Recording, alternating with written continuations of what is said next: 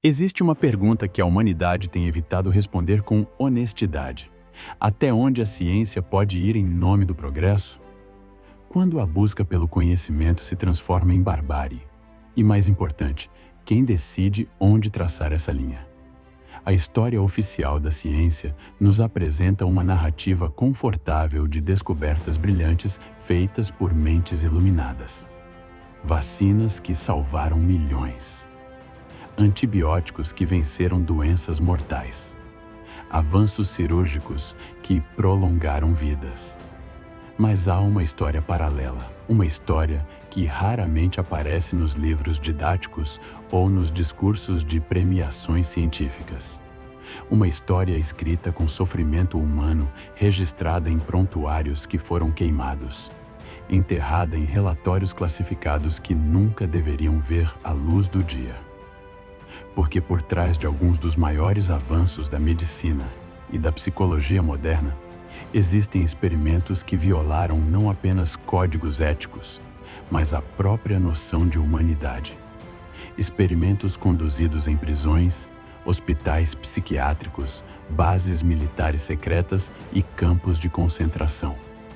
Experimentos em crianças, prisioneiros, pacientes mentais, minorias étnicas, pessoas pobres que não tinham voz para protestar ou poder para recusar. Este vídeo está sendo patrocinado pela Hulk. No xadrez, a torre é a peça que vê longe, que protege o que importa e que ataca na hora certa. E é exatamente isso que a Hulk faz pela sua visão. Proteção UV400 real, armações em ABS resistente, design planejado e alguns modelos possuem lentes polarizadas, que cortam o reflexo do sol. Simples assim. Quer ver a coleção? Link na descrição. E o mais perturbador não é apenas que esses experimentos aconteceram. É que muitos deles foram conduzidos por instituições respeitáveis, financiados por governos democráticos, executados por médicos que juraram não causar dano. É que os dados coletados através desse sofrimento ainda informam práticas médicas atuais. É que as mesmas justificativas usadas no passado ainda ecoam em debates contemporâneos sobre ética científica. Este não é um documentário sobre monstros. É sobre pessoas comuns que, sob certas circunstâncias, convenceram-se de que o fim justificava os meios. Sobre como instituições transformam atrocidades em procedimentos. Sobre como a linguagem técnica pode anestesiar a consciência moral. Prepare-se para confrontar verdades que desafiam a imagem que temos de nós mesmos como sociedade civilizada. Porque a história que está prestes a ouvir não aconteceu em tempos bárbaros e distantes. Aconteceu no século XX. Aconteceu em países que se orgulhavam de defender direitos humanos. E as lições que oferece permanecem dolorosamente relevantes. Para compreender como experimentos tão horríveis foram possíveis, precisamos entender o contexto que os permitiu. O século XX foi marcado por guerras totais, regimes totalitários e uma fé quase religiosa no poder da ciência para resolver todos os problemas humanos. Era uma época em que o progresso científico era visto como imperativo moral, onde questionar métodos era considerado sentimentalismo que atrasava o avanço da humanidade. Durante a Segunda Guerra Mundial, médicos nazistas conduziram experimentos que chocaram o mundo quando foram revelados nos julgamentos de Nuremberg. Prisioneiros em campos de concentração foram submetidos a congelamento extremo para testar limites de hipotermia, útil para pilotos que caíam em águas geladas. Foram expostos a câmaras de baixa pressão para simular grandes altitudes, seus corpos implodindo enquanto cientistas tomavam notas. Foram infectados deliberadamente com doenças para testar tratamentos experimentais. Crianças foram usadas em experimentos genéticos na busca pela chamada pureza racial. O médico Joseph Mengele tornou-se símbolo dessa barbárie científica, conduzindo experimentos particularmente cruéis em gêmeos, tentando mudar a cor dos olhos injetando químicos, realizando cirurgias sem anestesia, Mas Mengele não estava sozinho. Havia dezenas de médicos, centenas de assistentes, uma infraestrutura inteira dedicada a transformar seres humanos em objetos de pesquisa. Quando esses crimes foram expostos, o mundo reagiu com horror. O Código de Nuremberg foi estabelecido em 1947, definindo princípios éticos fundamentais para a pesquisa com humanos. O consentimento informado e voluntário tornou-se obrigatório. Experimentos que causassem sofrimento desnecessário foram proibidos. Pareceu que a humanidade havia aprendido uma lição definitiva. Mas não havia aprendido.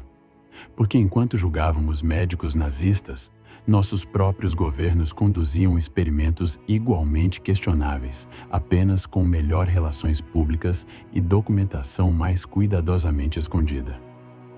Nos Estados Unidos, entre 1932 e 1972, o Serviço de Saúde Pública conduziu o estudo Tuskegee sobre sífilis. 600 homens negros pobres do Alabama, a maioria analfabeta, foram recrutados para o que lhes disseram ser tratamento gratuito para sangue ruim.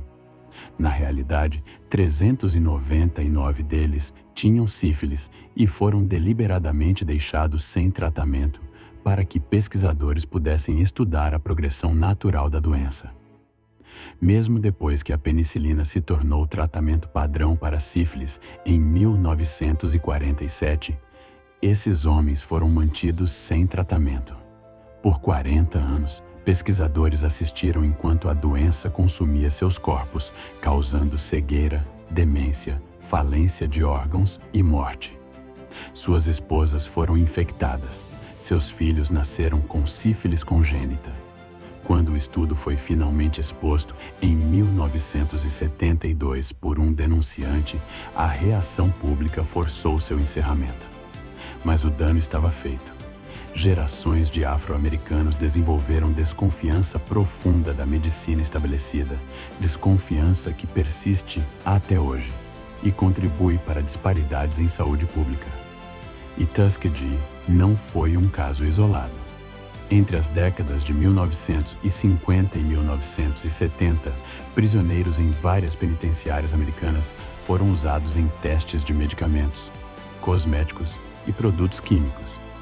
A prisão estadual de Holmesburg, na Filadélfia, tornou-se particularmente notória. O dermatologista Albert Kligman usou prisioneiros, predominantemente negros e pobres, para testar dioxina, agente laranja, produtos de cuidados com a pele e drogas psicoativas. Os prisioneiros recebiam pequenas quantias de dinheiro e, crucialmente, não eram informados adequadamente sobre os riscos. Muitos desenvolveram cicatrizes permanentes, danos nos órgãos e condições de pele debilitantes. Kligman mais tarde descreveria sua primeira visita à prisão, dizendo que viu acres de pele esperando para serem experimentados. Uma declaração que revela como havia desumanizado completamente seus sujeitos. A Guerra Fria intensificou esses experimentos. O medo do comunismo e a corrida armamentista criaram um ambiente onde quase qualquer coisa poderia ser justificada em nome da segurança nacional. O programa MKUltra da CIA, que operou de 1953 até pelo menos 1973, conduziu experimentos de controle mental em milhares de pessoas, muitas sem seu conhecimento ou consentimento. A agência administrou LSD e outras drogas psicoativas a funcionários da CIA, a militares, médicos, prostitutas, pacientes mentais e membros do público em geral. Queriam determinar se drogas poderiam ser usadas para interrogatórios, para criar assassinos programados, para apagar memórias. Um subprojeto do MKUltra foi conduzido pelo psiquiatra Donald Ewan Cameron, no Allen Memorial Institute, em Montreal. Cameron submetia pacientes que haviam procurado tratamento para ansiedade ou depressão leve a técnicas que ele chamou de condução psíquica. Pacientes eram colocados em coma induzido por drogas por semanas, submetidos a choques elétricos com intensidade muito acima dos padrões terapêuticos, forçados a ouvir mensagens gravadas repetidas centenas de milhares de vezes. O objetivo era apagar completamente a personalidade existente e reconstruir uma nova. Os resultados foram devastadores. Pacientes perderam memórias, habilidades básicas, a capacidade de controlar funções corporais. Muitos nunca se recuperaram totalmente. Quando documentos do MKUltra foram finalmente desclassificados após investigações do Congresso nos anos 1970, descobriu-se que a CIA havia destruído a maioria dos registros em 1973, tornando impossível saber o escopo completo do programa. Quantas pessoas foram afetadas? Quantos experimentos aconteceram? Nunca saberemos completamente, mas não eram apenas agências de espionagem. O exército americano conduziu experimentos igualmente perturbadores. Entre 1944 e 1974, militares expuseram milhares de soldados a agentes químicos e biológicos para testar roupas de proteção e tratamentos. Soldados foram colocados em câmaras e expostos a gás mostarda, sarin e outros agentes nervosos. Muitos eram minorias raciais, escolhidas deliberadamente para ver se raça afetava reações aos agentes químicos, refletindo teorias pseudocientíficas racistas da época. Os soldados foram instruídos a nunca revelar o que aconteceu sob ameaça de corte marcial.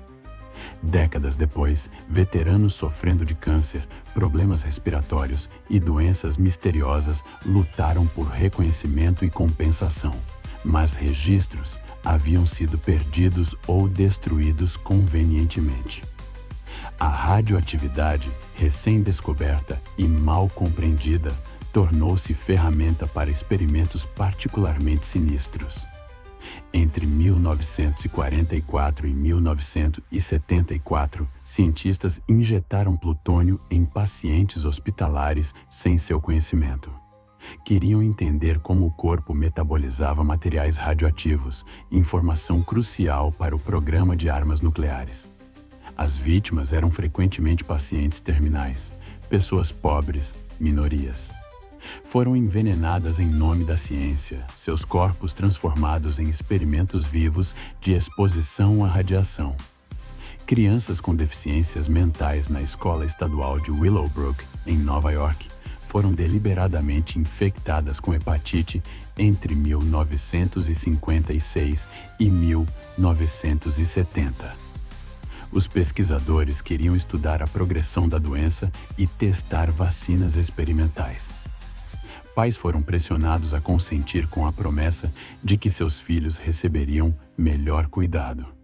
As condições na escola eram tão insalubres que crianças provavelmente seriam infectadas de qualquer forma, argumentavam os pesquisadores.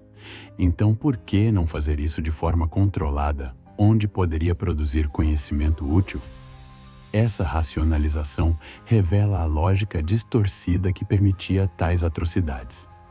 Outros países conduziram experimentos semelhantes, embora muitos permaneçam menos documentados. A Unidade 731, japonesa, realizou experimentos brutais em prisioneiros chineses durante a Segunda Guerra Mundial, incluindo vivissecção sem anestesia, testes de armas biológicas e exposição a temperaturas extremas. Ao contrário dos médicos nazistas, muitos responsáveis pela Unidade 731 nunca foram julgados. Os Estados Unidos concederam imunidade em troca de dados de pesquisa. Outro exemplo perturbador de como conhecimento obtido através de sofrimento foi valorizado acima de justiça. A União Soviética conduziu seus próprios experimentos secretos. Prisioneiros do Gulag foram usados para testar resistência ao frio, fome e privação. Hospitais psiquiátricos tornaram-se ferramentas de repressão política, onde dissidentes eram diagnosticados com esquizofrenia inventada e submetidos a tratamentos químicos debilitantes que destruíam suas mentes. Mesmo em tempos mais recentes, experimentos questionáveis continuaram. Nos anos 1990, descobriu-se que pesquisadores haviam conduzido estudos nutricionais em crianças guatemaltecas na década de 1940, infectando-as deliberadamente com gonorreia e sífilis. Na década de 1990, crianças em Nova York foram expostas a chumbo em estudos sobre seus efeitos cognitivos, um experimento que não poderia oferecer benefício terapêutico aos participantes. Esses experimentos não foram acidentes ou ações de alguns indivíduos descontrolados. Foram sistemáticos, institucionais, frequentemente financiados por governos e supervisionados por comitês. Relatórios eram escritos, orçamentos eram aprovados, carreiras eram construídas sobre esse trabalho. E aqui reside uma verdade desconfortável. Muito do conhecimento que utilizamos hoje foi construído, ao menos em parte, sobre esse sofrimento. Dados sobre hipotermia dos experimentos nazistas informaram tratamentos médicos modernos. Informações sobre doenças transmissíveis coletadas em Tuskegee e Willowbrook contribuíram para a epidemiologia. Pesquisas sobre drogas psicoativas do MKUltra influenciaram psicofarmacologia. Isso cria um dilema ético profundo. Devemos usar conhecimento obtido através de meios imorais? Ignorá-lo não desfaz o sofrimento que já ocorreu, mas usá-lo parece validar, mesmo que tacitamente, os métodos que o produziram. Não há resposta fácil. O que está claro é que esses experimentos foram possíveis porque as vítimas eram vistas como menos humanas, menos merecedoras de proteção. Eram prisioneiros, pacientes mentais, minorias raciais, pobres, crianças sem voz. Eram pessoas sem poder para recusar ou denunciar. E quando denúncias ocasionalmente surgiam, eram ignoradas ou suprimidas por décadas. A linguagem usada nos relatórios científicos desempenhou papel crucial em permitir essa desumanização. Pessoas tornavam-se sujeitos, sofrimento tornava-se dados, tortura tornava-se procedimento experimental. Essa linguagem técnica criava distância psicológica, permitindo que pesquisadores vissem suas ações como ciência neutra em vez de violência. E mesmo quando experimentos foram eventualmente expostos e condenados, as consequências para os responsáveis foram frequentemente mínimas. Alguns perderam licenças médicas, alguns enfrentaram processos civis. Mas prisões foram raras. Muitos continuaram carreiras respeitadas. Alguns receberam prêmios por contribuições científicas baseadas nesse trabalho. Então, o que aprendemos com essa história sombria? A pergunta mais importante não é se esses experimentos eram errados. Isso é óbvio. A pergunta é: como sociedades civilizadas, com códigos éticos elaborados e valores proclamados de dignidade humana, permitiram que acontecessem repetidamente, mesmo depois de jurar nunca mais? A resposta é perturbadora em sua simplicidade, porque sempre encontramos justificativas. Segurança nacional, avanço científico, o bem maior. Porque as vítimas eram outros, diferentes de nós, menos valiosas. Porque acreditávamos que nossos objetivos eram nobres o suficiente para justificar quaisquer meios. Essas justificativas não desapareceram. Ainda hoje, debates sobre ética em pesquisa revelam as mesmas tensões. Quanto risco podemos impor a participantes de estudos? Quando o consentimento informado é verdadeiramente voluntário em contextos de pobreza ou doença desesperadora? Como equilibramos avanço científico com proteção individual? E há perguntas ainda mais inquietantes: esses experimentos realmente pertencem ao passado?